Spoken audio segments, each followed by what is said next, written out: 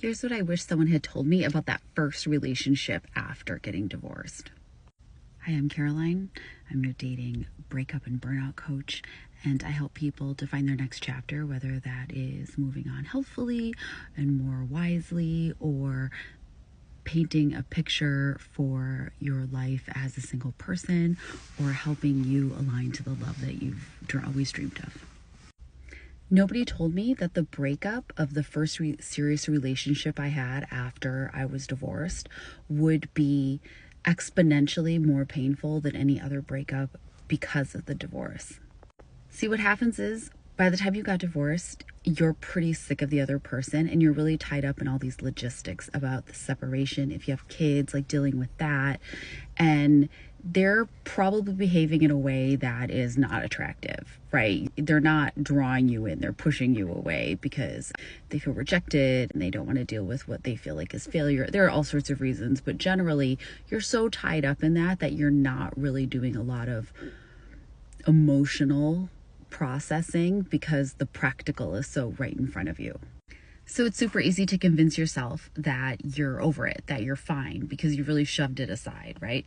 Or I did all my processing before the divorce because I had been waiting so long. Whatever story you have to tell yourself to say that you're fine and you're recovered. Or to justify your readiness to jump into another relationship.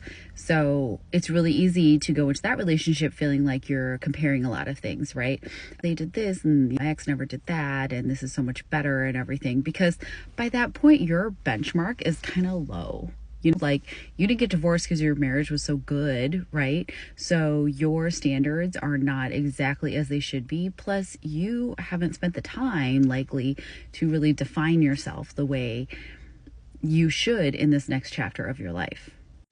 So what happens is when that serious relationship ends, that one where you probably fell pretty hard, you probably moved too fast, or all kinds of other things that in hindsight you realize you should have thought about more, hurt so much, is because when you're mourning the end of that relationship, you are also mourning the end of your marriage, the end of that vision and that dream that you had when you got married, right? Nobody gets married without kind of a vision of how they think life is going to go, right? We're going to buy a house, we're going to have successful careers, we're going to have children, we're going to grow old together, we're going to build this community around us. Whatever that vision is, you have to give yourself time to recover from the ending of that, basically the smashing of that dream.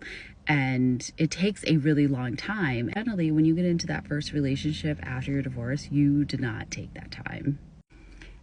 When this all clicked for me, I was sitting there wishing somebody had told me that was how it would be. These things that I had not fully recovered from, namely feeling like I really lost my youth. Somebody took my youth like they were entitled to it and it was owed to them, and didn't really care about that. I really felt like, gosh, what would have my life had been if I had made like this one key decision earlier?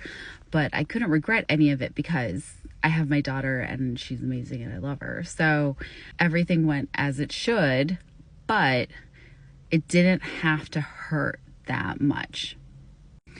And if you're going through something similar right now, you're going through any breakup, or you're going through divorce, or you're recovering and trying to decide how you're going to lay out the next chapter of your life, just book a free session with me. The link is in my bio. It's super easy.